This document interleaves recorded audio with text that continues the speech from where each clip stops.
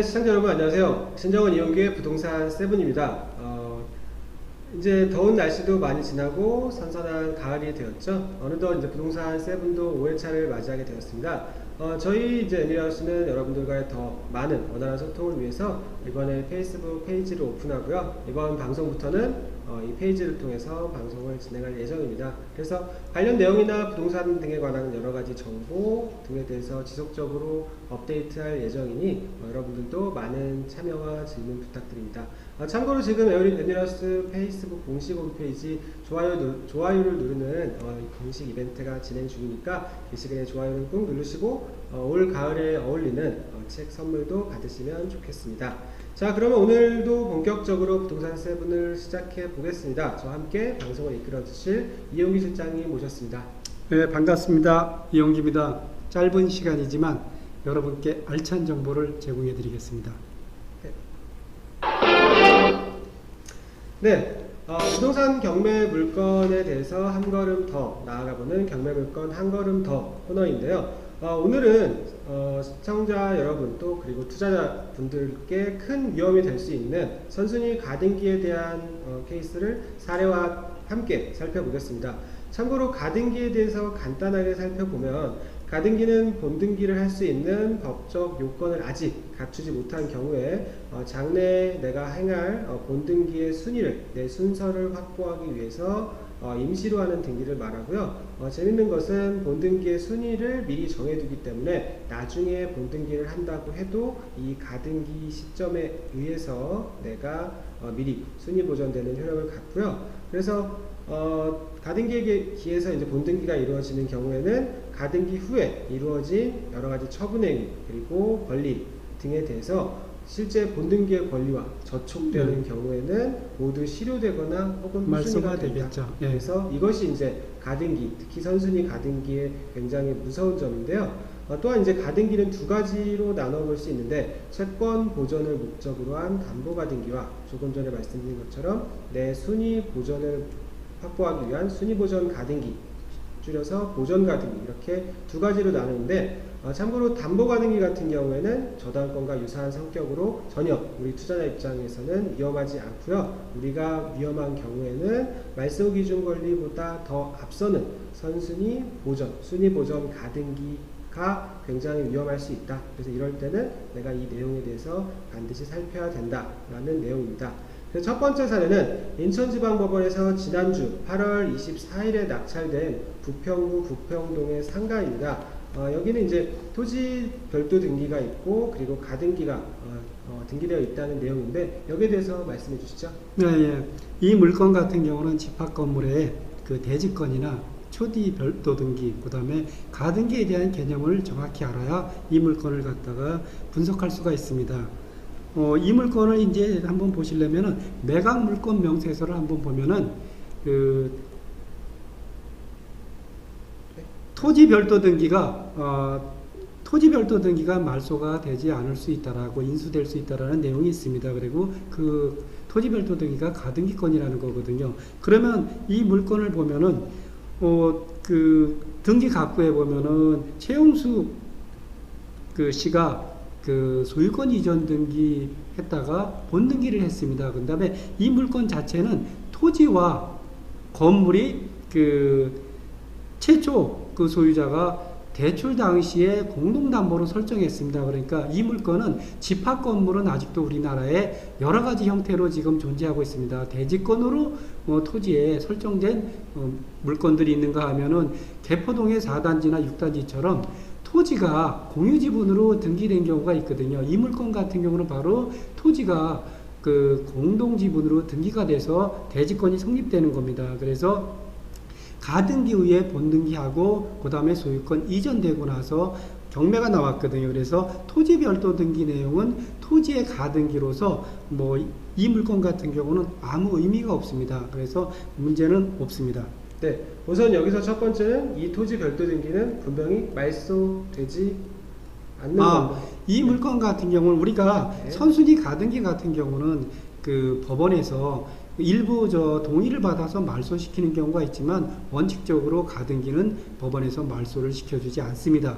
그러면은 그 가등기가 권리가 있는 가등기든지 아니면 그 권리가 없는 가등기든지 일단 낙찰자는 인수를 받은 다음에 만약에 권리가 없다 그러면은 본인이 말소 등기를 신청해서 말소를 시켜야 됩니다.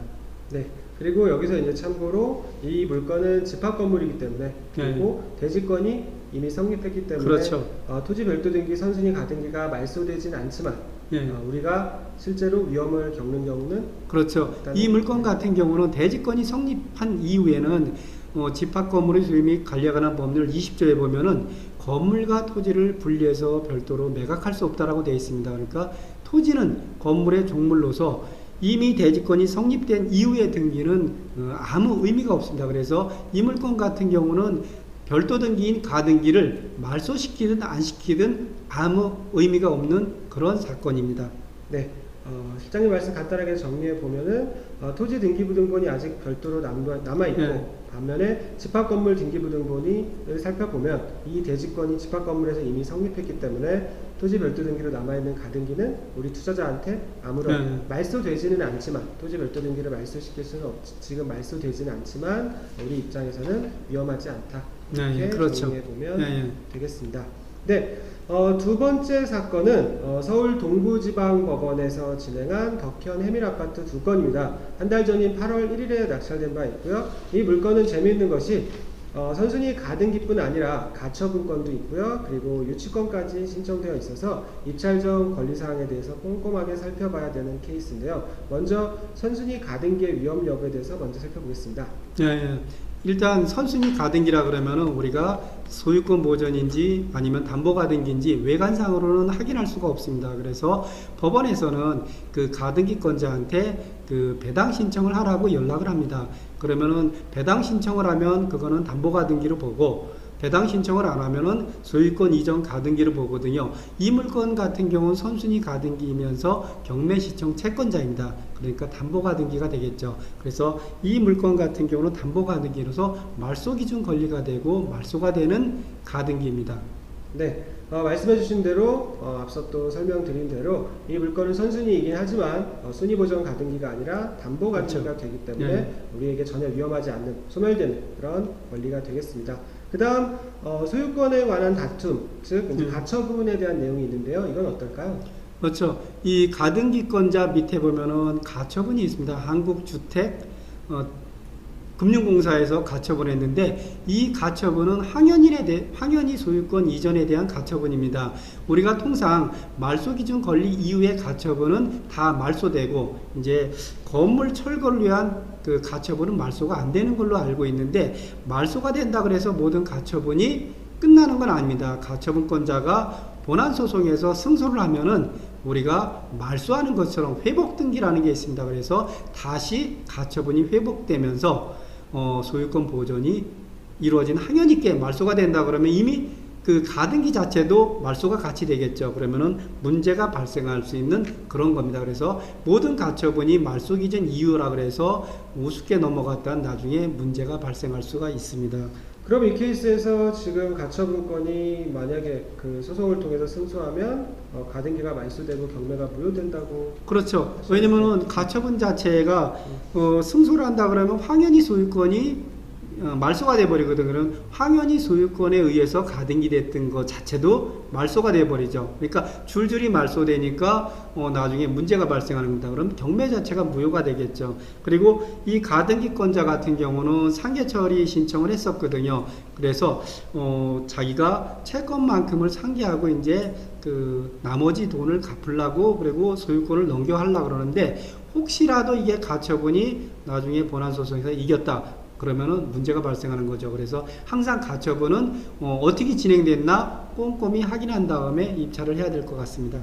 그렇다면 이제 낙찰 후에 잔금까지 치러서 소유권 이전이 됐다. 그 다음에 소송 결과가 나오면 어떻게 될까요? 그러면 문제가 발생할 수 있죠. 예전에는 예고 등기만 무섭다라고 생각할 수 있었지만 가처분도 문제가 될 수 있다는 걸 꼭 명심하시기 바랍니다.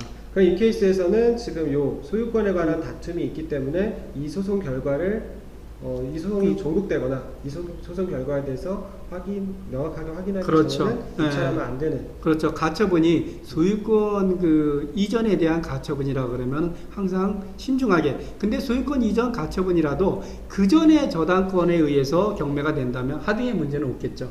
네, 맞습니다. 그 다음에 마지막으로 이제 유치권이 신청되었는데요. 여기에 대해서는 어떻게 보시죠? 그렇죠. 유치권이 신청되면은 사실 뭐 가짜 유치권이 대부분이다라고 생각하고는 있지만 유치권은 점유를 수반하지 않으면은 권리가 없거든요. 근데 이 물건 같은 경우는 다른 점유자들이 제3점유자들이 있기 때문에 유치권자가 점유했다라고 볼 수 없기 때문에 유치권에 대한 권리는 없습니다. 네. 그럼 여기서 이제 저희 정리하면 처음에 이제 선순위 가등기가 있었고 다만 경매 신청했기 때문에 이 가등기는 담보 가등기가 되어서 그렇죠. 위험하지 않고 네. 두 번째 가처분 같은 경우에는 지금 소유권, 지금 현재 소유자에 대한 소유권 취득에 대한 가처분이니까 문제가 때문에 발생할 수 있는 거죠. 만약에 현재 지금 그 소송을 신청한 곳이 한국주택금융공사에서 주택금융공사에서 만약에 승소하게 되면 지금 소유자인 황인혜 씨가 아닌 그 전 소유자인 조합으로 넘어가다 보니까 가등기 자체도 무효 등기가 돼버리는 거죠. 그렇죠. 지금 소유자에 대해서 설정된 가등기이기 때문에 이 가등기도 무효가 되고 경매 절차 자체가 무효가 될 수 있다. 그렇죠. 그렇기 때문에 만약에 우리가 낙찰 갖고 잔금을 치르더라고 해도 이 만약에 소송이 끝난 다음에 소유권이 뒤집혀 버리면 우리가 소유권을 빼앗길 수도 있는 그렇죠. 그런 굉장히 위험한 물건이 되겠다. 다만 유치권은 명확하게 지금 임차인 점유로 되어 있기 때문에 유치권에 대해서는 성립하지 않는다라고 정리하면 되겠습니다. 네, 오늘도 가등기 그리고 가처분, 유치권 등에 대해서 공부해보는 알찬 시간이었습니다. 네, 두 번째로 현명한 투자자가 되기 위한 경매 나침판 코너인데요. 오늘도 이용기 실장님께서 부동산 투자 혹은 부동산 투자 내가 현장 조사하기 위한 그런 핵심 내용에 대해서 오늘 말씀해 주신다고요? 네. 우리가 지난주까지는 이제 서류상으로 물건을 갖다가 조사를 했었거든요. 서류상으로 조사를 했으면 이제 현장을 가서 실제 조사를 해야 될 것 같습니다. 그래서 현장 조사에 대한 내용들을 갖다가 설명을 드리려고 합니다. 네, 그렇다면 현장 조사의 목적은 어떻게 될까요? 첫 번째로는 서류상에 봤던 내용들이 실제와 사실관계가 맞는지 이런 부분을 확인하는 거고요. 두 번째는 서류에 나타나지 않는 사실들, 새로운 사실들을 확인하는 작업이고요. 셋째는 우리가 실제 시세라는 거는 살아있어서 우리가 매매가 됐다 하더라도 이미 과거 사례거든요. 요즘처럼 부동산 가격이 상승할 때는 조금 전에 매매됐던 게 최저 가격의 사례가 될 수 있거든요. 그래서 살아있는 시세를 갖다가 현장에서 조사하는 겁니다. 네, 현장에 나갔을 때 내가 서류에서 확인하고 싶은 사실관계를 체크하고 그렇죠. 그리고 서류에 나와 있지 않은 그런 내용에 대해서도 내가 조사를 하고 마지막으로 이 물건이 정확하게 얼마인지 그렇죠. 정확한 가격을 알아야만이 입찰가를 산정하고 그 다음에 입찰가를 정확히 산정해야만이 거기서 수익이 결정됩니다. 결국은 현장에 얼마만큼 조사를 잘하냐에 따라서 수익률이 결정이 된다고 볼 수가 있습니다. 그렇죠. 사실 실질적으로 투자의 수익을 우리가 크게 혹은 작게 확정하는 것은 권리 분석도 아니고 기타 다른 명도 부분도 약간은 있겠지만 가장 중요한 것은 현장 조사에서 얼마만큼 내가 매입해서 얼마에 팔 수 있나 이런 부분은 결국 현장에서 확인할 수 있는 내용이거든요. 네. 그럼 이제 현장 조사를 한 걸음 실제로 나가보는 과정을 한번 경험해 보겠습니다. 첫 번째로 이제 부동산 사무실, 공인중개사 사무실을 방문하겠죠? 네. 부동산 사무실을 갖다 처음에 가시는 분은 부동산 사무실 가는 자체도 좀 서툴고 그 다음에 여러 명이 같이 가는데요. 어색하죠. 부동산 사무실은 사실 좁습니다. 근데 부동산 사무실에 여러 명이 가면 그 부동산 중개업자 사장님이 되게 싫어해요. 그렇죠. 그렇기 때문에 가급적이면 혼자 아니면은 남녀가 부부처럼 가서 현장 조사를 하는 게 가장 좋고요. 그 다음에 가격 같은 경우도 우리가 매수자로서 또 매도자로서 두 가지 가격을 조사하는 게 좋습니다. 그리고 요즘처럼 부동산 상승기에 매매 사례가 많은 목 좋은 부동산, 그 다음에 가급적이면 젊은 사람들이 빠릿빠릿하게 움직이는 그런 데서 시세를 조사하는 게 상당히 좋고요. 그리고 우리가 또 이제 다세대 주택이나 단독주택 같이 이런 물건들을 조사할 때 애둘러서 엉뚱한 곳을 가리키면서 물어보면은 엉뚱한 시세를 확인할 수가 있습니다. 그래서 이런 물건 같은 경우는 가장 가까운 부동산에 가서 솔직하게 이야기하고 시세를 파악하는 것이 좋습니다. 또한 부동산 중개업자한테 내가 낙찰을 받았을 때는 반드시 이 업소에다가 물건을 내놓고 수수료도 법정 수수료보다는 많은 수수료를 준다 그러면은 부동산 중개업자도 많은 정보를 내놓을 겁니다. 네, 개인적으로 봤을 때는 이제 처음에 특히나 공인중개사 사무실 갈 때 좀 쭈뼛쭈뼛하거나 뭔가 내가 자신 있게 말을 못하면 중개사분들도 뭐 거기에 대해서 경매 때문에 왔구나 그렇게 하죠. 저도 중개업을 할 때 이제 그 부동산 사무실을 경매 때문에 오는데 그게 첫 번째 감정평가사 하는 사람들이 옵니다. 감정평가하는 사람들이 정확히 와서 담보대출인지 아니면 경매를 위한 감정인지 정확히 얘기 안 하면은 정확히 답변을 안 해줘요. 마찬가지로 경매 때문에 시세 조사를 나온 사람이 어설프게 막 물어보면은 금세 부동산 중개업자들은 눈치를 챕니다. 그래서 가급적이면 솔직하게 얘기하는 게 좋을 것 같습니다. 네, 그리고 개인적으로는 또 남성 두 분이 중개사무실 방문하면은 아무래도 가장 제가 봤을 때 어색한 조합이므로 혹시 그런 경우에는 차라리 혼자 가시던지 그렇죠. 아니면 여성분하고 섭외해서 같이 가는 게 좋겠죠. 게 바람직하다라고 생각합니다. 그 다음에 중개사무실을 체크해 봤으면 그 다음에 주변 환경 조사를 해야 되는데요. 그렇죠. 우리가 주변 환경도 무시할 수가 없는 게 그 하곡동이나 뭐 금호동 이런 데 같은 경우, 사당동 같은 경우는 그 밑에 있는 저 빌라하고 그 다음에 그 산꼭대에 있는 이런 다세대 주택 가격 차가 많이 납니다. 왜냐면은 임대도 어렵고 그 다음에 매매도 어렵거든요. 그래서 요런 주변 환경, 그리고 또 주변 환경에 유해 시설이 있을 경우도 마찬가지로 집값에 영향을 받습니다. 뭐 비근한 예로 왕십리 같은 경우는 트리플 역세권이지만 거기에 삼성 아파트 같은 경우는 바로 옆에가 그 모텔촌입니다. 그러다 보니까 초등학생 부모들이나 중고등학생 부모들이 거기를 별로 선호하지 않습니다. 그래서 다른 데보다는 집값이 낮거든요. 그래서 유해시설, 주변 환경 이런 부분도 무시할 수가 없기 때문에 이런 부분도 유심히 잘 살펴봐야 될 것 같습니다. 네, 그 다음에 이제 초보분들이 많이 고민하는 것 중에 하나죠. 내가 해당 호스에 갔을 때 저 해당 호스를 눌러서 점유자를 만나야 되느냐 말아야 되느냐 여기에 대해서는요. 그렇죠. 그 처음에 이제 점유자를 만나는 걸 갖다가 상당히 어려워합니다. 저도 마찬가지로 점유자를 만나러 갔을 때 딩동 눌렀을 때 점유자가 안 나왔으면 이런 마음도 있거든요. 근데 그게 한두 번 하다 보면은 어느 정도 익숙해지면은 자연스러워집니다. 그 다음에 점유자가 소유자일 수도 있고 아니면은 임차인일 수도 있거든요. 임차인이라면은 배당을 받냐 안 받냐에 따라서 우리를 대하는 태도가 달라집니다. 그래서 이런 부분은 반드시 현장 방문을 통해서 조사를 해야 되는데, 특히 현장을 갔을 때 제일 먼저 할 게 우편물 조사입니다. 실제 현황조사서에 나와 있는 사람들이 거주하나 안 하나는 우편물로 확인할 수가 있거든요. 그 다음에 계량기라든지 이게 돌아가나 안 돌아가나, 왜냐면은 공실일 수도 있기 때문에 이런 부분도 한번 체크를 해보시는 게 좋고요. 점유자가 없을 시는 그 주변에 옆집이나 윗집 이런 데서 또 정보를 얻을 수가 있습니다. 그리고 우리가 정확한 정보를 얻을 수 있는 데는 사실 그 주변에 살고 있는 초등학생들 물어보면 정확히 얘기합니다. 누구가 살고 있고 누구 친구 아빠가 엄마가 살고 있다고 정확히 얘기해요. 어른들 같은 경우는 어때요? 옆집 사람 때문에 여러 가지 이해관계를 생각해서 답변을 잘 안 합니다. 그래서 초등학생이 물어봤을 때가 정확한 답변이 나오고요. 혹시라도 점유자가 노인이나 어린이만 있을 경우도 있습니다. 경매 물건에 진행이 되다 보면은 젊은 부부들이 아예 그냥 돈을 구하러 나가든지 아니면 집을 나가는 경우가 있어요. 어린이나 노약자만 있을 경우에는 명도시에 명도 비용을 어느 정도 감안해서 입찰을 해야지 나중에 그 명도하면서 어려움에 봉착할 수가 있습니다.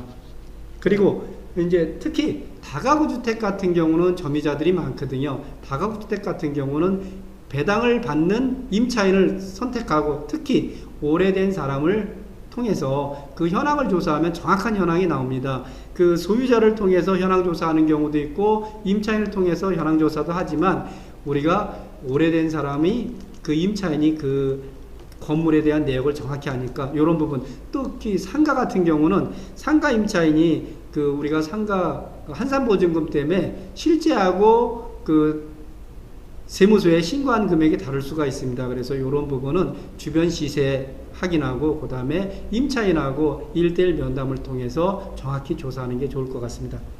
네, 사실 임차인 부분 점유자 만나는 부분이 이제 또 좋은 점과 나쁜 점이 있는데 어떤 경우에는 임차인이 실제로 경매에 입찰하는 경우도 있기 때문에 그렇죠. 경제적인 경쟁자가 될 수도 있는 케이스가 있기 때문에 이런 부분 사실까지도 한번 챙겨서 내가 해당 점유자를 만날지 그렇지 않을지 한번 그런 부분도 생각을 해봐야겠죠. 네, 맞습니다. 그래서 실전 투자를 위해서 오늘도 현장 조사에 관한 굉장히 유용한 팁이었습니다. 이상 경매 나침판이었습니다. 네, 세 번째로 투자자 여러분들의 고민을 해결해주는 부동산 상담 코너입니다. 김 부장님이 방송 사고를 또 잠깐 내셨는데요. 오늘의 고민은 카동님의 사연입니다. 간단하게 한번 정리를 해보면 카동님의 아버지께서 저 모르게 낙찰을 받으셨고 현재는 소유권 이전이 되었고 또 배당까지 종결되었습니다. 전주인 때부터 있던 임차인이 있고 이 임차인은 선순위 임차인입니다. 그리고 아버지가 낙찰 받으신 후 이분의 보증금을 다 지급한 상황이고요. 그래서 보증금까지 지급했기 때문에 당연히 명도가 되었을 것이라고 예상할 수 있는데 그렇지 않고 이분은 명도하지 않고 이사 비용을 300만 원 요구해서 지금 분쟁이 발생한 상황이고요. 참고로 이제 전소유자는 뭐 그렇게 얘기했다고 합니다. 월세도 지급하지 않아서 네. 심지어 보증금까지 다 차감된 상태이다. 그런데 보증금까지 다 차감되었음에도 불구하고 아버지한테 보증금을 받았고 그리고 나서도 이사 나가지 않고 지금 이사 비용까지 요구하고 있는 그런 조금 말이 안 되는 그런 상황이다. 어떻게 해결하면 좋을까요? 이 내용 갖고는 정확히 알 수가 없습니다. 이제 사건 번호가 없기 때문에. 근데 일단은 임차 보증금을 다 지급을 했다 그러면은 인도명령을 신청하면 되는데 인도명령을 신청했는지 안 했는지 이 부분은 잘 모르겠고요. 그 다음에 낙찰을 받고 나서 잔금을 치르고 6개월이 지나도록 인도명령 신청 안 했다 그러면 인도명령으로는 안 되고 명도소송으로밖에 갈 수가 없는 겁니다.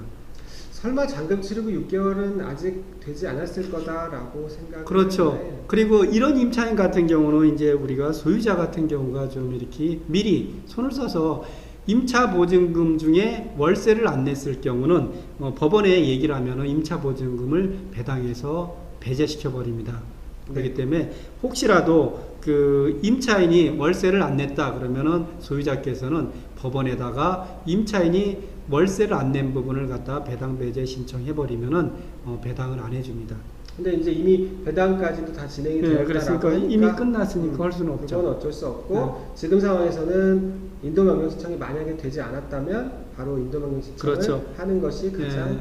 빠른 길이죠. 인도명령 신청하고 그 다음에 이제 두 번째로는 사실 감정은 엄청 상해 있겠죠. 근데 우리가 경매하는 목적은 법을 지키는 것보다는 실리를 택하는 게 훨씬 낫거든요. 그래서 이사 비용을 300만 원을 요구했다 그러지만 실제 이 사람을 갖다가 인도명령 신청하고 강제 집행까지 가는 비용, 그 다음에 내가 월세 내는 비용, 이런 비용을 감안해서 차라리 300만 원 이내에서 협상을 하는 게 나은가 아니면은 그냥 강제 집행이나 나는 거 어떤 부분이 경제적으로 유리한가를 따져서 그쪽으로 가는 게 낫지 않을까 생각이 됩니다.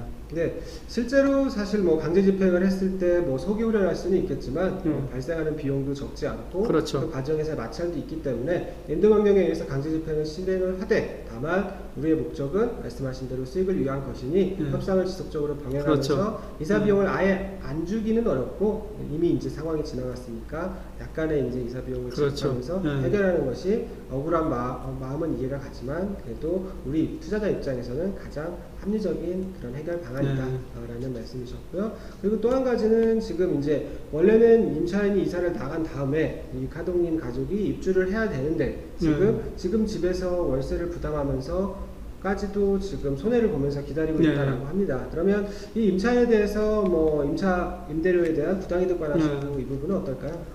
그 부분은 민사로 소송이 가능합니다. 근데 그 소송을 하다 보면 시간도 오래 걸고 그러다 보면 또 손실이 계속 발생하고 있거든요. 그래서 300만 원이라는 금액 그거와 실제 소송을 통하고 그다음에 인도명령 강제 집행 이런 부분까지 비용을 감안해서 합리적인 판단을 해야 될 것 같습니다. 네, 실질적으로 이제 강제 집행, 명도, 네. 협의 이런 부분과 별개로 부당이득 반환 청구는 가능은 하지만 가능하죠. 시간 및 절차가 아주 간단하진 않습니다. 그래서 개인적으로는 지금 대략 한 4년 전 저도 이제 유사한 사례인데 명도 후에 뭐 유치권 관련해서 이제 임대료 제가 받을 부분이 있었는데 청구 소송을 진행을 해서 했던 것이 이제 제가 그저께 받은 게 한 건 있습니다. 그러니까 4년 전에 시작을 했는데 이제서야 받았으니까 그게 뭐 금방 그렇죠. 해결될 거다라고 네. 보기는 조금 어려울 것 같네요.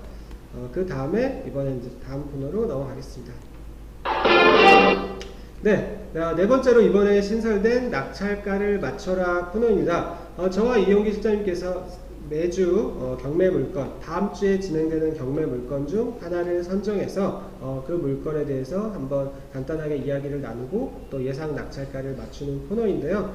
지금 신청하는 여러분 그리고 뭐 재방송을 통해서 보는 시청자 여러분들께서도 해당 물건에 대해서 한번 시세조사, 임대료 조사 등을 해보시고 주변 낙찰 사례 등을 체크해서 댓글로 예상 낙찰가를 적어주시면 낙찰 가격, 실제 낙찰 가격과 가장 가까운 금액을 적어주신 분께 금주의 베스트셀러 ES24 기준으로 가장 지금 인기가 있는 책을 매주 선정해서 선물을 드리겠습니다.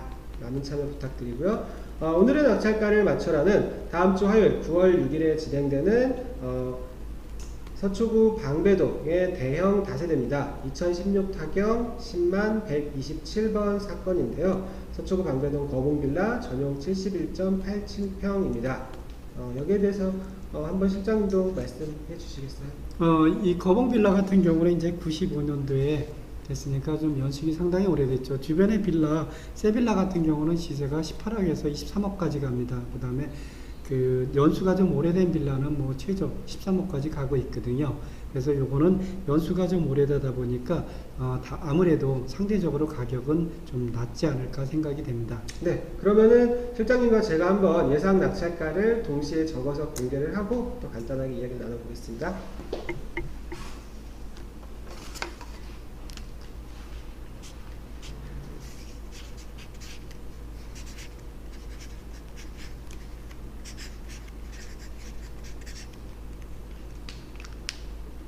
네, 공개하실까요? 하나, 둘. 잘 보이나요, 이게? 보일까요? 네, 잘 보입니다. 네. 그러면은 실장님은 지금 11억 7,400만 원을 예상하셨고요. 네. 저는 12억 1,000만 원을 예상을 했습니다. 뭐 가격 차이는 아주 크진 않은데 네. 뭐 제가 이제 한번 살펴본 바로는 지금 인근의 낙찰 사례 유사한 게 거의 드뭅니다. 그리고 워낙 대형 다세대이기도 하고요. 그래서 네. 인근의 방배동이나 뭐 반포 이쪽 지역의 다세대 사례를 보면 작은 것들, 뭐 전용 8평, 뭐 12평 커봐야 전용 뭐 25평 이 정도 사례들이 대부분인데요.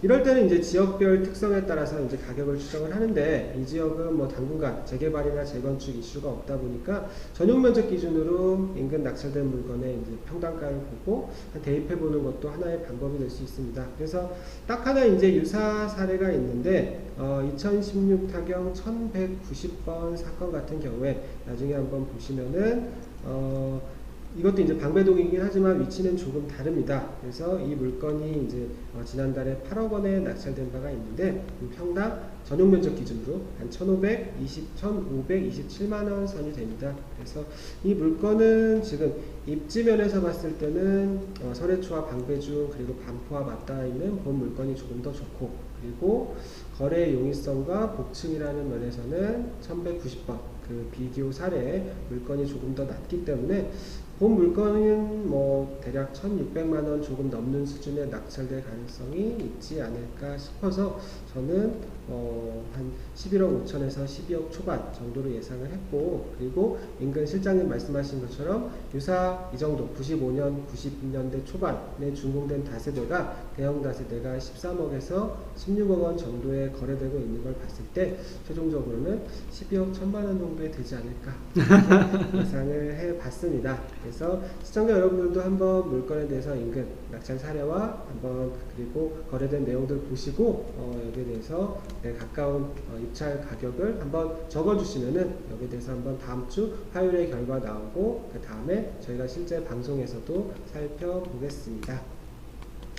네, 오늘 저희가 준비한 부동산 세븐은 여기까지고요. 부동산 세븐은 항상 여러분의 참여가 앞으로도 굉장히 많이 필요합니다. 시청 후에 이제 궁금한 사항이 있다면 저희 에누리아손 공식 홈페이지 또는 부동산 캠퍼스 네이버 카페에 부동산 세븐 그런 방송 게시판에 질문을 남겨주시고요. 그리고 이제 페이스북 페이지도 새로 오픈을 했으니 시청하신 다음에 이 방송 그리고 여러 게시글에도 좋아요를 많이 눌러주시면 좋은 일이 생긴다 라고 합니다. 그리고 이 관련 자료들은 아까 에어스터디 게시판 그리고 부동산 세븐 캠퍼스 게시판에도 모두 실장님과 김 부장이 업로드하고 있으니 해당 게시판에서 모두 다운받으실 수 있겠습니다. 오늘도 시청해 주신 여러분 진심으로 감사드립니다. 감사합니다.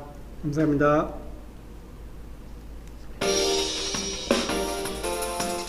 오늘 시간이 많이 오버됐네.